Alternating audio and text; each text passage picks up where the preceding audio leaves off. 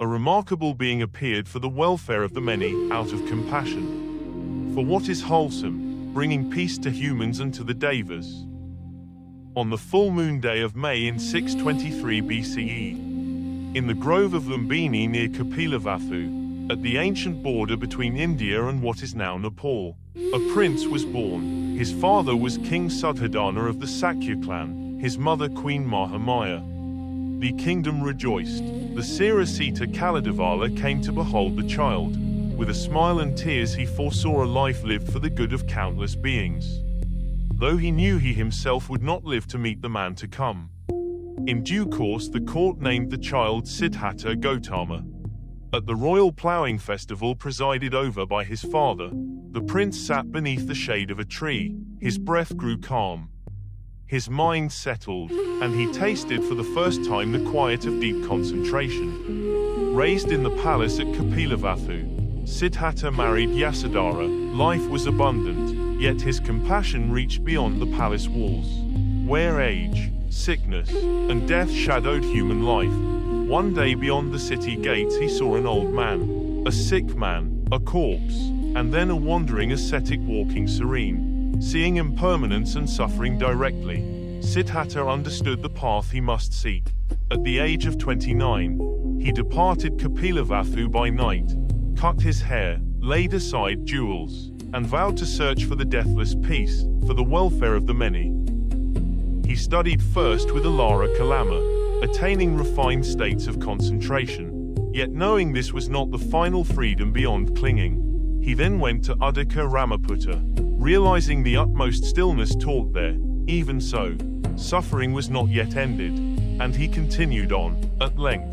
In Uruvelā, a green woodland by the gentle Nerañjarā River in the region of Bodhgayā, Siddhattha recognized a place fit for noble effort and remained. Years of austerities followed. His body dwindled to skin and bone. He tried breath retention and fasting. The fire of pain flared. The mind did not break, but wisdom saw the way was mistaken. Temptations rose like a storm of dust, promises of ease, of honor, of fear, and yet he sat unmoved, guarding mindful composure. Then he chose the middle way, neither indulgence nor self-mortification, a path of balance and compassionate clarity. At dawn, Sujātā offered a bowl of milk rice. He received it mindfully. Strength returned like daybreak entering the forest. With the new light, Siddhattha walked on, alone yet steadfast, turning within for the sake of the many. By the Nerañjarā, beneath a great tree at Bodhgayā, he spread grass, sat cross-legged, and resolved not to rise until the path to the end of suffering was found. Having taken simple sustenance, his body restored, Siddhattha entered the first absorption, the same steadiness he had once known in youth, and then proceeded through the higher absorptions.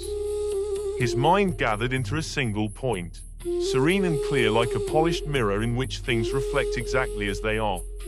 Thoughts fell silent and pure, craving and trouble subsided, the mind became pliant, awake, and unshakable.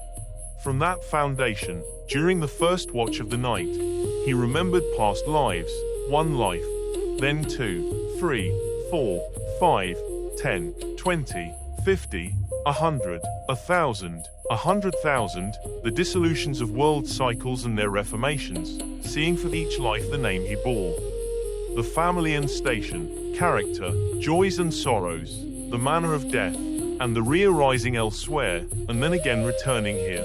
He saw clearly the process of rebirth and countless details across former existences.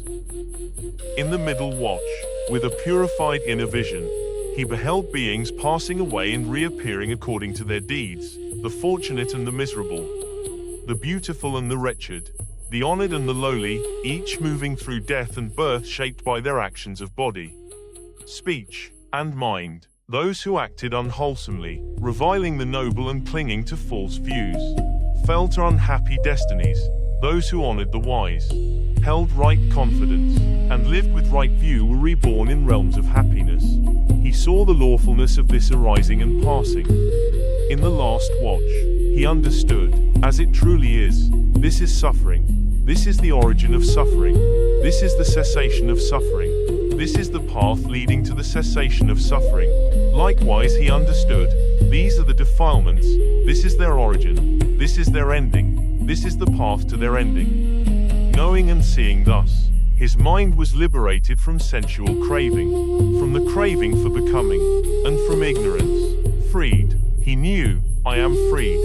He understood, birth is ended, the holy life fulfilled, what had to be done is done, there is no returning to this state. Ignorance faded, wisdom arose, darkness vanished, and light appeared. At dawn the birds began to sing.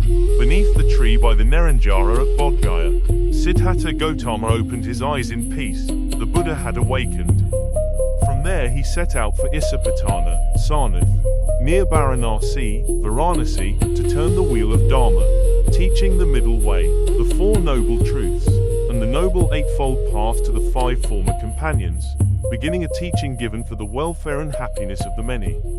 The path of peace stood open for all.